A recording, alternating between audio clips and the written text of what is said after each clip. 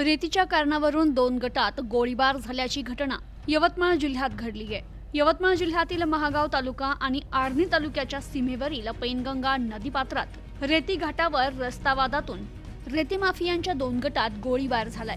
Mahagaon police station अंतर्गत येणाऱ्या साकूर भोसा येथे ही घटना घडली आहे। तर या प्रकरणी 25 जणांविरोधात गुन्हा दाखल झाला असून महागाव पोलिसांनी 4 जणांना अटक केली आहे। अंजू मलाला आणि त्याचे 20 ते 25 साथीदार यांनी 3 गाड्यांमध्ये ग्राम भोसा येथील पैनगंगा नदी पात्रावरील रेती घाटावर येऊन रेती वाहतुकीच्या रस्त्यावरून वाद घालत शिवीगाळ करत मारहाण करून फिर्यादीच्या दिशेने काही पिस्टलमधून गोळ्या झाडून आणि गोटमार करत फिर्यादी आणि फिर्यादीच्या सोबत असलेल्या लोकांना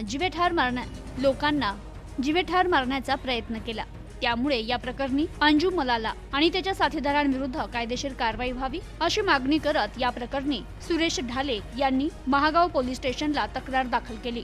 या प्रकरणी पोलिसांनी 25 जणांवर गुन्हा दाखल केलाय आणि 4 जणांना अटकही केली आहे। तर घटनास्थळावरून पोलिसांनी 2 जिवंत काडतुस आणि 4 रिकामे काडतुस जप्त केल्याची माहिती मिळतीये। तर पैनगंगा नदीपात्रात रेती तस्करांमध्ये जुन्या वादातून रस्त्याच्या कारणावरून झालेल्या वादातून 2 गटात गोळीबार झाला।